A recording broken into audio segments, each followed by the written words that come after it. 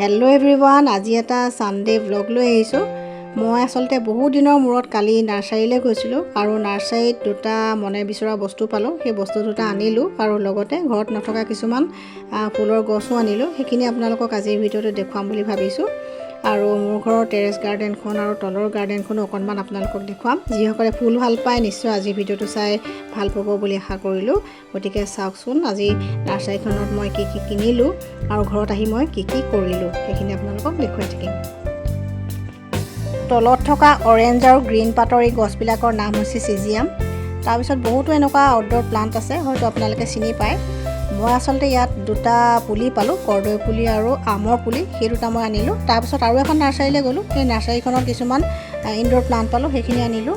সেইখিনি এতিয়া গাড়ীত এনেকৈ ভৰাইছোঁ আৰু ঘৰলৈ আমি এতিয়া লৈ আহিম।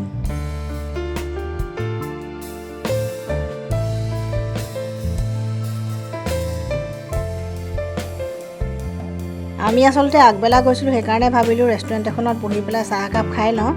আৰু এই ৰেষ্টুৰেণ্টখন মোৰ সদায় প্ৰিয়, কাৰণ ইয়াত বহুত ধৰণৰ ফুল আছে। এয়া দেখিছেনে কলিয়াজ, ৰং বিৰঙী কলিয়াজ ফুল আৰু পাতবাহাৰো আছে। গতিকে গোটেই পৰিৱেশটো ইমান ধুনীয়া হৈ পৰিছে। ইয়াত বহি চাহকাপ খোৱাৰ আমেজেই সদায় সুকীয়া হয়। তাৰপিছত ঘৰলৈ আহি মই কামত লাগিছোঁ। ছানডে বুলি অকণমান সময় পাওঁ, গাৰ্ডেনখনত আহি অলপমান চাফ চাফাই কৰোঁ। আৰু এই পুলি দুটা ৰুই দিছোঁ, আমৰ পুলি আৰু কৰ্দৈ পুলি যে আনিছিলোঁ সেই পুলি দুটা ৰুই দিছোঁ।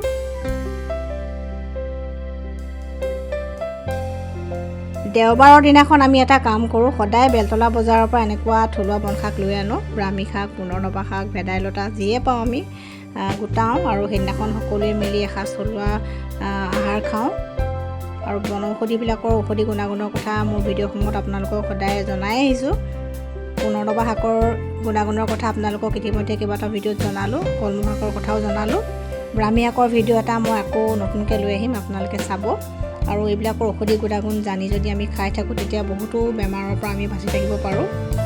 আৰু পুনৰ্নবা শাক এয়া চাই লওক ভালদৰে। বহুতে ভুল কৰে, বহুতে ভাবে পুনৰ্নবা পুনৰ্নোৱা একেবিধে হয়, কিন্তু দুইবিধে বেলেগ বেলেগ হয়। মই কেইবাটাও ভিডিঅ'তো সেইখিনি কথা জনাইছোঁ।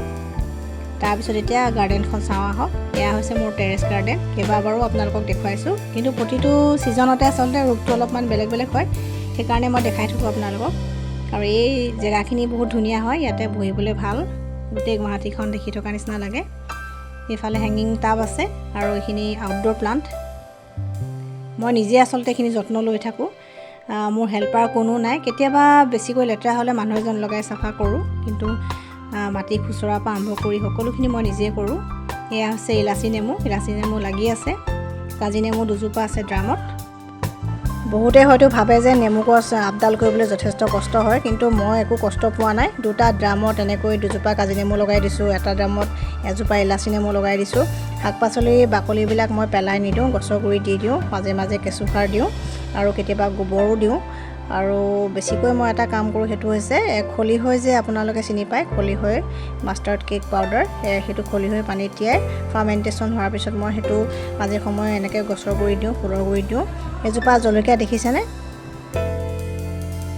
ঘৰৰ ছাদৰ ওপৰত খেতি কৰিবলৈ হ'লে বা ফুলগছ ৰাখিবলৈ হ'লে আচলতে এনেকুৱা এখন গ্ৰীণ নেটৰ দৰকাৰ হয়। গ্ৰীণ নেটৰ ছাইডত মই এনেকৈ হেঙিং প্লাণ্ট কিছুমান ৰাখি দিছোঁ। আৰু গ্ৰুপত ফুলবিলাক ৰাখিলে গ্ৰুপত থকা ফুলবিলাকৰ গ্ৰ'থ ধুনীয়া হয় আৰু হিউমিডিটি পায় আচলতে, সেইকাৰণে গ্ৰ'থবিলাক ভাল হয়। গোটেই টেৰেছ গাৰ্ডেনখন এবাৰ চাই লওকচোন আৰু প্লিজ কমেণ্ট কৰি জনাব কেনেকুৱা পাইছে। যিসকলে এনেকুৱা টেৰেছ গাৰ্ডেন বনাব খুজিছে তেওঁলোকে হয়তো অকণমান আইডিয়াও পাব। আচলতে ময়ো শিকিহে আছোঁ, কিন্তু তথাপিতো মই ভিডিঅ'ৰ মাধ্যমেদি এনেকুৱা কথাবিলাক শ্বেয়াৰ কৰি থাকোঁ। আৰু ময়ো আশা কৰোঁ যে আপোনালোকেও শ্বেয়াৰ কৰক, যাতে আপোনালোকৰ পৰাও মই কিবা কিবি নতুন কথা শিকিব পাৰোঁ। আপোনালোকে যদি ফুলৰ যত্নৰ বিষয়ে জানিব খোজে তেন্তে প্লিজ কমেণ্ট কৰি জনাব, তেতিয়া মই ইনডোৰ প্লাণ্টছ আৰু আউটডোৰ প্লাণ্টছৰ কেনেকৈ যত্ন লওঁ সেই কথাখিনি আপোনালোকৰ লগত আলোচনা কৰিম। আৰু কেনেকৈ কি সাৰ দিওঁ সেই সকলোবিলাক শ্বেয়াৰ কৰিম। ঘৰতে আমি শাক পাচলি আৰু ফল মূলৰ খেতি বৰ ধুনীয়াকৈ কৰিব পাৰোঁ। মাটি নহ'লেও এনেকৈ ছাদৰ ওপৰতে আমি কৰিব পাৰোঁ। মাছৰ কাৰ্টুন বা ড্ৰামত এনেকৈ আমি খেতি কৰিব পাৰোঁ। এয়া হৈছে ড্ৰামত কৰা নেমুৰ খেতি। বছৰটোত মই নেমু নিকিনিলেও হয় বুলিয়ে ক'ব পাৰি, নেমু ছিঙি খাই থাকোঁ। আৰু ইমান কষ্টও নাই তুলিবলৈ, মাজে সময়ে পানী দিব লাগে, সাৰ দিব লাগে, সেইখিনি যত্ন ল'লেই হৈ যায়। আপোনালোকেও পাৰিব, কিয় নোৱাৰিব, সকলোৱে পাৰিব। আৰু ভিডিঅ'টো কেনেকুৱা পাইছে কমেণ্ট কৰি জনাব। এইখিনি হৈছে মোৰ ফ্ৰণ্ট ছাইডৰ গাৰ্ডেন। বাৰাণ্ডাখনত এনেকৈ কিবা কিবি ফুল ৰাখিছোঁ।